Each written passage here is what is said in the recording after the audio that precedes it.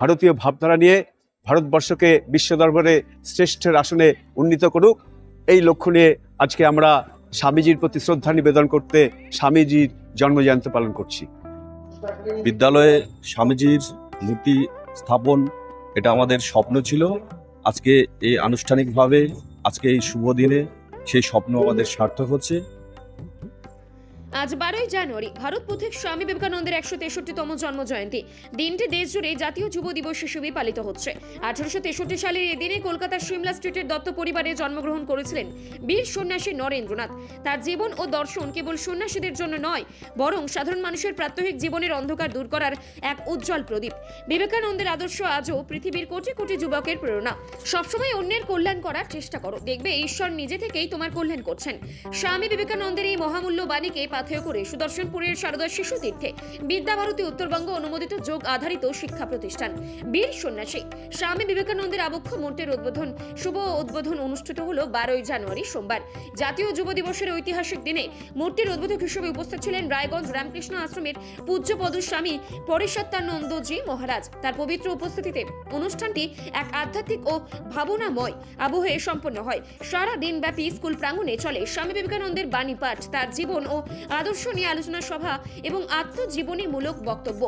ছাত্রছাত্রীদের মধ্যে বিবেকানন্দের ভাবধারাকে আরো গভীরভাবে পৌঁছে দিতে অনুষ্ঠিত হয় স্বামী বিবেকানন্দ সাজো প্রতিযোগিতা।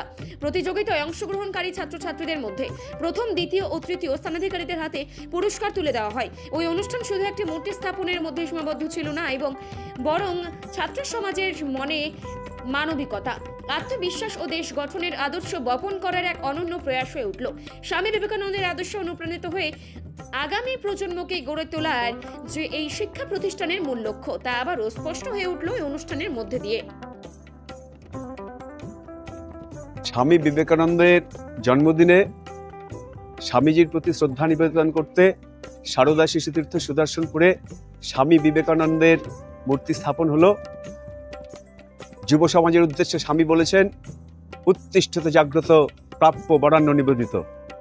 এই যে তার অমোঘ বাণী, এটা আর প্রতিফল করতে আগামী দিনে আমাদের যুব সমাজ ভারতীয়ত্ব তাদের মধ্যে জেগে উঠুক এবং ভারতীয় ভাবধারা নিয়ে ভারতবর্ষকে বিশ্ব দরবারে শ্রেষ্ঠের আসনে উন্নীত করুক, এই লক্ষ্য নিয়ে আজকে আমরা স্বামীজির প্রতি শ্রদ্ধা নিবেদন করতে স্বামীজির জন্মজয়ন্তী পালন করছি।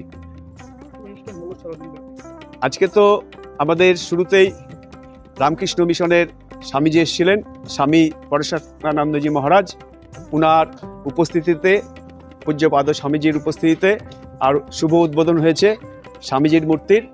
তারপরে আমাদের মাতৃবন্দনা, তারপরে ক্ষুদ্র সাংস্কৃতিক অনুষ্ঠান, স্বামীজির সবগুলোই স্বামীজির সমবেত গীত, আবৃত্তি, বক্তৃতা, আর শেষে এবং নৃত্যও ছিল, এবং শেষে আমাদের স্বামী বিবেকানন্দ সাজো প্রতিযোগিতা হলো।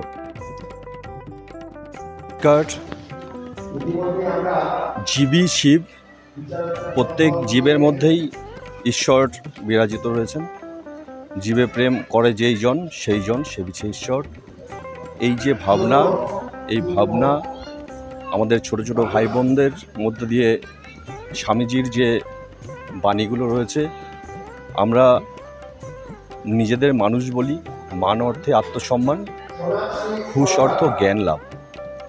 প্রকৃত মানুষ হওয়ার জন্য স্বামীজির যে অমোঘ বাণীগুলো রয়েছে, যে অমৃত বাণীগুলি রয়েছে, সেই বাণীর যদি একটিও আমরা আমাদের মধ্যে প্রতিষ্ঠিত করতে পারি, তাহলে আমাদের মনুষ্য জীবন ধন্য, আমরা প্রকৃত মানুষ হতে পারব।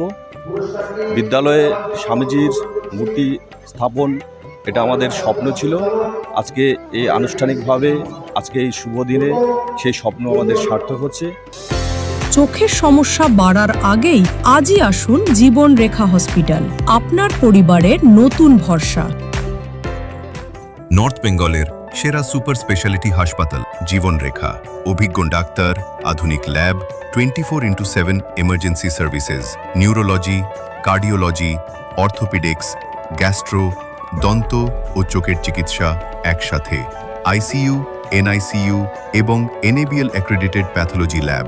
জীবন রেখা হসপিটাল। আপনার জরুরি মুহূর্তে অ্যাম্বুলেন্স পৌঁছবে ঠিক সময়েই। কল করুন 83730 66655।